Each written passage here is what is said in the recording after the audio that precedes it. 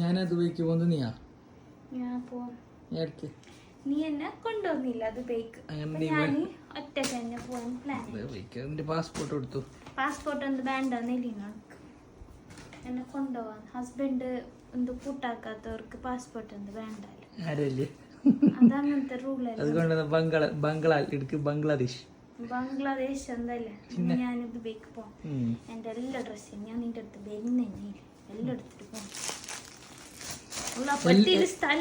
എല്ലായിടത്തും കാണുന്നുണ്ട്. ഞാൻ ക്ലീൻ ആക്കിയത് ഓളൊക്കെ പോട്ട് മാത്രം. നീ വീഡിയോ എന്തായാലും പോസ്റ്റ് ആക്കണം. ഇതില് പോസ്റ്റ് ഇത് ഓക്കെ.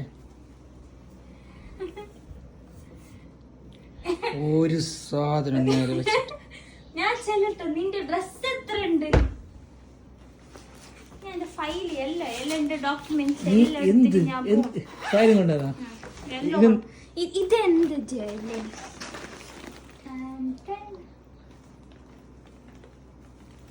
എത്ര നാക്കുള്ളത് ഇത് ജ്വല്ലറി?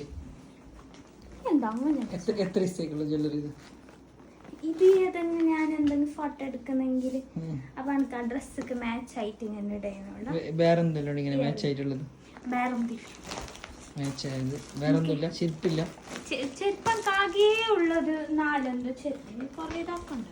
40 കാവിൻ്റെത് 4 ചെരുപ്പാ. അപ്പൊ സ്ഥലം മതിയാന്നില്ല ബുക്കിംഗ് സ്ഥലം. ഞാൻ സ്ഥലം മേടിക്കാൻ ഈ സ്ഥലം മതിയാവില്ല. നിനക്ക് പുരയിലുള്ള കൊണ്ടുവന്നാണ് നീ പോകുമ്പോ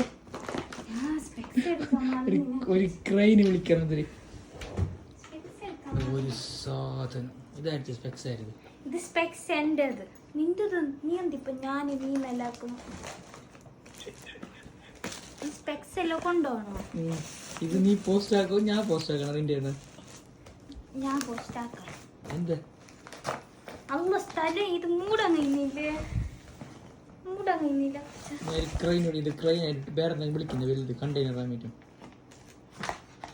അബ്ബാ അത് ഈ ബാഗിൽ ഇതിങ്ങനെ കയ്യിൽ പോയി വേറെ കൂട്ടല് വെക്കാം. ഇത് കവറുണ്ട്. ഹാപ്പി ജേർണി അല്ലേ?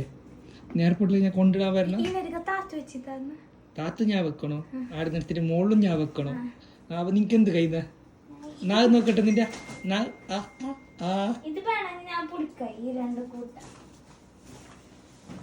നാഗ് നോക്കട്ടെ. ശരി.